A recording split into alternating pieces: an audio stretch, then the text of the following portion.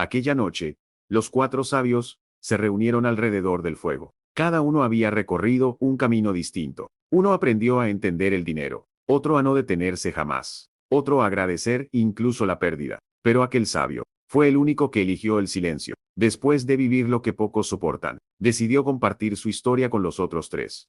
Aquella noche, mientras el fuego ardía con calma y las chispas subían hacia el cielo, supe que había llegado el momento de hablar, no porque me gustara hacerlo, sino porque durante muchos años aprendí el valor de callar. Hoy sé que las palabras solo pesan cuando nacen del silencio y no del ruido. Hubo una época en la que el ruido dominaba cada instante de mi vida, no solo el ruido de las ciudades, de las voces superpuestas o de los pasos apresurados, sino un ruido más profundo y peligroso, el de mi propia mente, pensamientos constantes, opiniones urgentes, respuestas automáticas. Vivía reaccionando a todo, creyendo que eso era vivir con intensidad. De joven pensaba que quien más hablaba, más sabía, que quien opinaba sobre todo, era respetado. Así que hablaba para defenderme, para destacar, para justificarme. Hablaba incluso cuando no entendía del todo lo que decía, y cada palabra añadía más peso a un interior que ya estaba agotado. Estaba rodeado de personas, pero nunca en paz. Siempre había una discusión pendiente, una comparación, una necesidad de demostrar algo. Mi mente no descansaba, incluso cuando el mundo callaba. El ruido seguía dentro, y durante mucho tiempo confundí ese caos con fuerza, esa tensión con ambición, esa prisa con propósito. El primer cambio no fue voluntario, fue cansancio, un cansancio profundo, silencioso, que no se cura durmiendo. Me cansé de explicarme, me cansé de reaccionar, me cansé de tener siempre una respuesta lista, incluso cuando no era necesaria. Y fue entonces cuando ocurrió algo extraño.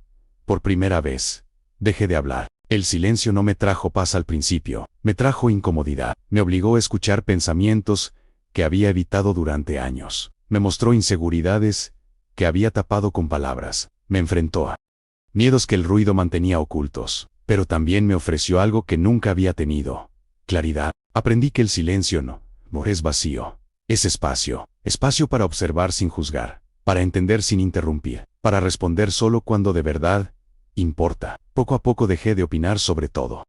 Empecé a escuchar más de lo que hablaba, y cuanto menos hablaba, más entendía. Descubrí que muchas discusiones nacen del ego, no de la verdad, que muchas palabras buscan validación, no sentido, que el silencio, bien usado, desarma más conflictos que cualquier argumento. Fue entonces cuando comprendí la primera gran lección de mi camino: quien controla su silencio, controla su mente. Y quien controla su mente, no necesita imponer su voz al mundo. Aquella noche, frente al fuego, entendí que mi historia no era solo mía, era la historia de cualquiera que vive rodeado de ruido, y cree que así encontrará sentido. Por eso hablo ahora, no para convencer, sino para compartir lo que el silencio me enseñó cuando decidí escucharlo por primera vez. Con el tiempo comprendí que el silencio no solo transforma a quien lo practica, sino también a quien lo presencia. Cuando dejé de hablar, innecesariamente, la gente empezó a escucharme más cuando decidí hacerlo, no porque mis palabras fueran más bonitas,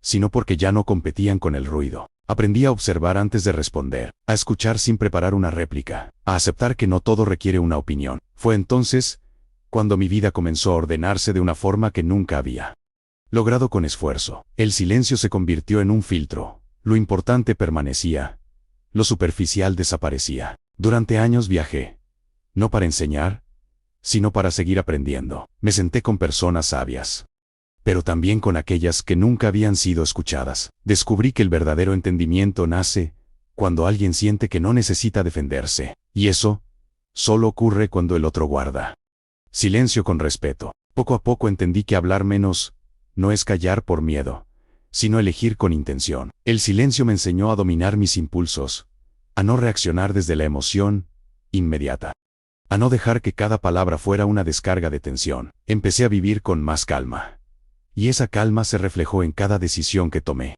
Comprendí que muchas personas hablan para no escucharse a sí mismas, que el ruido constante es una forma de huir, pero cuando uno se atreve a quedarse en silencio, aparece la verdad, a veces incómoda, a veces liberadora, siempre necesaria. El silencio me dio algo que el ruido jamás pudo: presencia, estar aquí, ahora, sin prisas, sin necesidad de impresionar, sin miedo a quedarme atrás.